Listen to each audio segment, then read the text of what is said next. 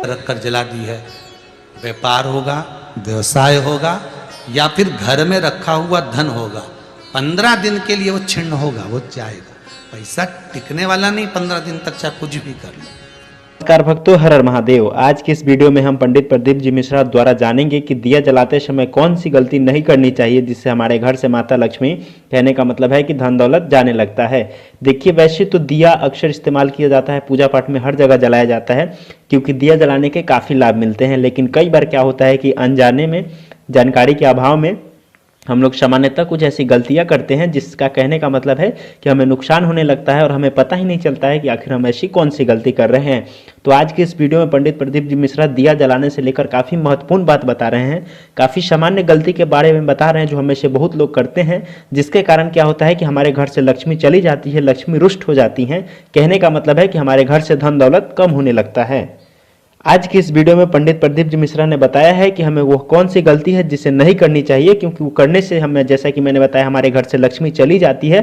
जो भी हम काम करते हैं उससे हम घाटे में जाते हैं। कहने का मतलब है कि किसी भी काम का लाभ हमें नहीं मिल पाता है। तो इसीलिए आज की इस कथा में पंडित प्रदीप जी मिश्रा द्वारा बताए गए दिए से जुड़े बताए गए बात को आप ध्यान से सुने। इस वीडियो के मध्य में बीच में पंडित प्रदीप जी मिश्रा ने वह बात बताई है, इसलिए आज की इस वीडियो को पूरा देखें, तभी आप अच्छे से समझ पाएंगे। तो चलिए सुनते हैं उन्हीं के मुख से आज की यह कथा और जानते हैं वो कौन सी गलती है जिसे हमें नहीं करना चाहिए।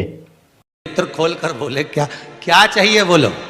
देखिए संबोधन, गरुण घंटी क्यों बजाई जाती है, मंदिर में घंटी क्यों बजाई जाती है, घंटाल क्यों बजाया जाता है, ताली क्यों बजाई जाती है मंदिर के अंदर, कारण क्या है। शंकर के मंदिर में घंटी क्यों बजाई जाती है, शंकर के मंदिर में उस घंटी को क्यों बजाया जाता है, ताली का नाद क्यों करा जाता है, शिव मंदिर में किस लिए करा जाता है। तो लिंग पुराण कहती है कि मंदिर के अंदर या घर के अंदर आप गरुण घंटी जब बजाते हो, घंटी का नाद जब करते हो, तो शिव महापुराण की कथा और लिंग पुराण की कथा, विष्णु पुराण की कथा कहती है मात्र घंटी का नाद कर देने से जितने भूमि पर तीर्थ हैं, जितने साधक साधना कर रहे होते हैं, जितने तपी तप कर रहे होते हैं, जितनी पवित्र नारी स्त्री पतिव्रता धर्म का पालन कर रही होती है, जितने दान पुण्य स्मरण हो रहे होते हैं, उस समय पर जिस समय तुमने घंटी बजाई है, उस पल वो सारे पुण्य घंटी का नाद करते से तुम्हारे खाते में आ जाते हैं, मात्र घंटी का नाद कर देंगे।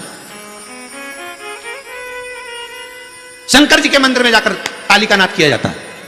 ताली का नाद शिव मंदिर में क्यों बजाई जाती है, उसका कारण उस मंदिर में जितने बैठे होंगे, जो भजन कर रहा, तप कर रहा, साधना कर रहा, अभिषेक कर रहा, पूजन कर रहा, 3 बार ताली बजाने से उनका सारा का पुण्य हमारे खाते में 1 सेकंड में आ गया। और हमें लगता है हम शंकर को रिझा रहे हैं, शंकर को रिझाया, शिव ने तुरंत दे दिया। घर में गरुण घंटी का नाद करना, इसलिए बच्चों को खेलने के लिए घंटी नहीं दी जाती। गरुण घंटी कोई खेलने के लिए नहीं देता, खिलौने दे देंगे, दूसरा सामान दे देंगे, पर गरुण घंटी नहीं देंगे। क्यों नहीं देते, क्योंकि गरुण घंटी का जब नाद करा जाता है तो सबका पुण्य हमारे खाते में आ जाता है। कोई साधारण घंटी बजाना, पूजन के समय पर, स्मरण के समय पर, भजन के, इसलिए घंटी भी हर कभी नहीं बजाई जाती, समय समय पर। और आपसे भी निवेदन है, मंदिर में भी जाओ ना तो घंटी का नाद करो तो बड़े प्रेम से करो। ऐसा नहीं कि तुम लेट बजाए जाओ बजाए जाओ बजाए जाओ, ऐसा ही नहीं कि लटकी है तो बजाए जाओ। क्या मतलब, वो घंटी को बजाने के लिए आएगी? नहीं, उसका एक समय, उसका एक संबोधन, उसका एक आनंद। कई मंदिरों में मंदिर का पट बंद हो जाता है, दरवाजा बंद हो जाता है, तो भी लोग घंटी बजा देते हैं। दोष, दोष। भगवान अगर मंदिर में सो रहे हैं, लिखा हुआ है मंदिर के खुलने का समय इतनी बजे से इतनी बजे तक, मंदिर बंद है तो घंटी नहीं बजना चाहिए। जिस जगह पर ब्राह्मण विद्वान हैं, साधक हैं, संत हैं, साधु हैं, मंदिर अगर बंद होता है तो उसके साथ में घंटी के नीचे के भाग को रस्सी से ऊपर बांध दिया जाता है जिससे बजे ना। क्यों? कहते हैं अगर भगवान अगर विश्राम कर रहे हैं, सो रहे हैं, निंद्रावश हैं या पट बंद है, उस समय पट बंद का समय है और घंटी का अगर नाद हो जाए तो कहते हैं 11 ब्राह्मण के भूखे रहने का दोष लग जाता है जीव को, मात्र घंटी बजा देने पर, अगर भगवान विश्राम कर रहे हैं।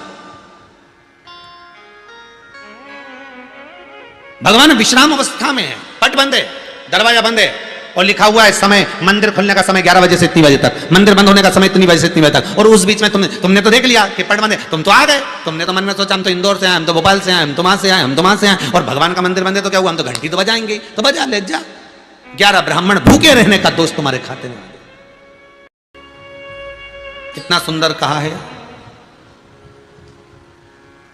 शंकर भगवान को बेलपत्र चढ़ी हुई वापिस चढ़ सकती है, पर किसी भी देवता पर कोई फूल पुष्प आपने चढ़ाया, कोई पुष्प आपने चढ़ाया, ठंड का समय है या बारिश का समय है, पुष्प जो चढ़ाया हो सकता है कि मुरझाया नहीं हो।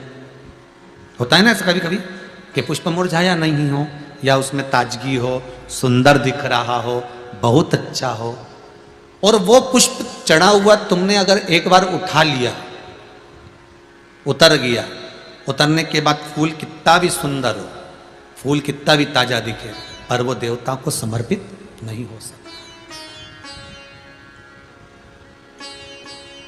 भले उसमें सुंदरता है। ठंड के दिनों में कई फूल ऐसे भी रहते हैं, भगवान के सामने आपने एक बार चढ़ा दिया, चढ़ाने के बाद वो रखे रहते हैं तो ऐसा लगता है कि बिल्कुल ताजे से दिख रहा है, तो कई माताओं की आदत रहती है उन्हीं फूल से वापिस श्रृंगार कर देती है, या उन पुष्प की रंगोली बनाकर भगवान के सामने डाल देती है, पर वो गलत है, वो गलत है। जिस दिए में बाती लगी हुई है, बाती पूरी जल चुकी है, उसकी राख या उसका काला थोड़ा सा भाग दिए के अंदर रखा है, और आपने दूसरी बाती रखकर उसको जला दिया, तो वो जलाया गया जो भाग है लक्ष्मी को क्षीण कर देता है। 15 दिन तक व्यापार ठीक नहीं चल सकता। एक बार प्रैक्टिकल करके देखना।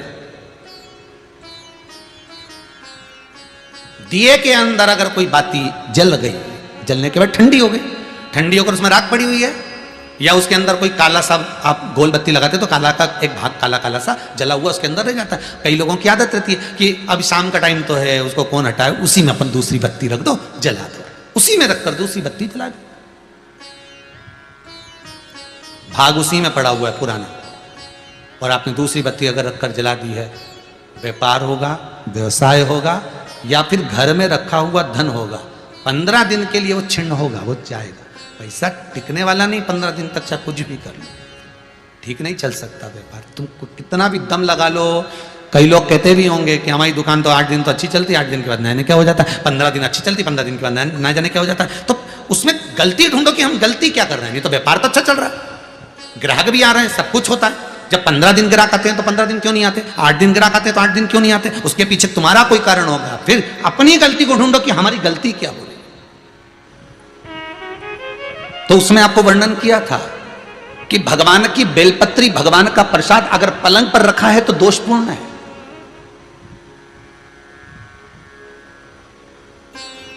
वो दोषपूर्ण है।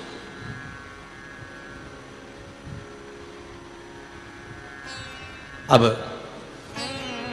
बाबा ने पूछ लिया, इंद्र मैंने माला आपको दी थी, वो माला कहां है? इंद्र कहते हैं मैंने तो एरावत को दे दी थी। एरावत से पूछा वो कहां है? मैंने तो अपनी मस्ती में फेंक दी, पांव के नीचे आ रही है।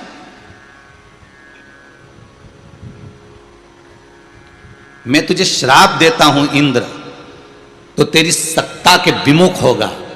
जितना तुझे तेरी सत्ता से प्रेम है इंद्र, तुझे अपना सिंहासन प्रिय है, मैं तुझे श्राप देता हूं कि तेरा वो सिंहासन तेरा छूट जाएगा। माला का अंतर देखिए, जिस माला को आप लेकर बड़े खुश होते हो, वो माला अगर सही जगह नहीं जाती, जिस भगवान की बेलपत्री को लेकर आप खुश होते हो वो बेलपत्री सही जगह नहीं जाती, जिस प्रसाद को लेकर आप खुश होते हो वो प्रसाद अगर सही जगह नहीं जाता तो उसका फल क्या भोगना पड़ता है वो देखिएगा।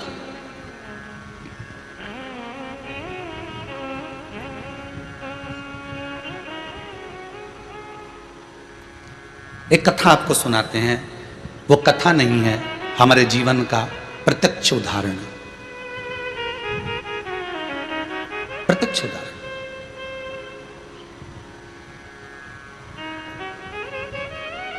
भवानी मंडी में भंवरलाल जी शर्मा रहते हैं, शायद वो कथा सुन रहे होंगे। वो कथा सुन रहे होंगे, ये मुझे विश्वास है। उनका नियम था हर महीने वो गोवर्धन नाथ जी की परिक्रमा करने जाते थे, और हमारा भी नियम था, हम गोवर्धन नाथ जी की परिक्रमा हर महीने करने जाते थे। कई बार ऐसा योग बन जाता था कि वो परिक्रमा पे, हमारी कोई पहचान नहीं है, हमारी कोई जान नहीं है, ये भंवरलाल जी का नाम हमको तो बाद में मालूम पड़ा कि ये भवानी मंडी के रहने वाले, वो भी पूछा उनसे, वो भी रो रहे थे तब पूछा गया।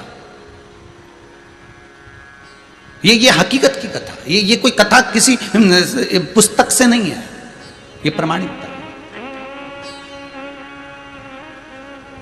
और उनका नियम था, गोवर्धन नाथ जी की परिक्रमा करते, लगाते भगवान को, शाम के समय पर वो बाबा को राजभोग धराते, गिराज दादा।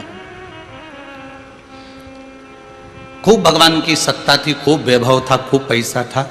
जितनी बार आते वो आधा पीपा का, एक पीपा का, आधी बोरी का, एक बोरी का, वहाँ बोरी से राजभोग होता है गिराजी में, तो वो भोग लगा देते, ठोर, मोहन थाल, लड्डू सब करते। अब धीरे धीरे बहुत उनका वैभव, बहुत पैसा था भंवरलाल जी के यहाँ, काम भी अच्छा था उनका, शायद पत्थर वत्थर का कोई काम था तो अच्छा। 6 महीना 8 महीना लगातार परिक्रमा उन्हें हर महीने करी, हम भी जाते रहे परिक्रमा, हमने भी घनी करी।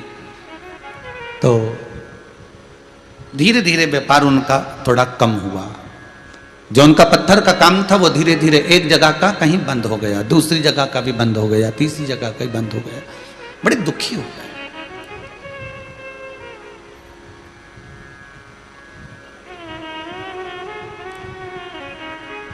पूंछरी के लोटे के पहले मुकुट शिला आती है, उस मुकुट शिला पर हम बैठे हुए थे और ये भैया निकल कर जा रहे थे, और आज ये दोनों पति पत्नी की आंख में आंसू भरे हुए थे परिक्रमा करते करते। अब मुख से निकल गया, भैया आप कौन हो, क्यों रो रहे हो, और वो भी गिरिराज दादा की शरण में रो रहे। जब व्यक्ति भगवान की शरण में रहता है, भोलेनाथ की शरण में रहता है, ठाकुर की शरण में रहता है, मेरे कृष्ण की शरण में रहता है, मेरे गोवर्धन नाथ जी की शरण में रहता है, मेरे राम की शरण में रहता है, तो उसकी आंख में तो आंसू आना ही नहीं चाहिए, फिर आप क्यों रो रहे। अरे महाराज, धोती तो पहने ही थे हम, तो कहा अरे महाराज, बहुत पहले की बात है, लगभग हो गए होंगे 8-10 साल, आज याद आई है तो बता दें। अरे महाराज बड़े दुखी हैं, क्या हो गया। हर महीने आते हैं, बाबा बहुत सुनता था, खूब वैभव था, परंतु अब कुछ बचा नहीं है, अब तो भगवान को हम भोग भी नहीं लगा पा रहा, वो स्थिति। फिर भी हम लगाते तो हैं, थोड़ा बहुत जो बन जाता। हमने कहा कुछ नहीं, गिरिराज बाबा से विनती करो, ऐसी दशा क्यों लाकर छोड़ दी, दुख दिया है आपने तो सुख भी तो आप दोगे, आप विनती करो बाबा से कि ऐसा समय क्यों लाए हो, ये समय आखिर किस लिए आया। महाराज विनती तो हम हर बार आते हैं, हर बार करके जाते हैं, पहले परिवार समेत आते थे, अब तो दोनों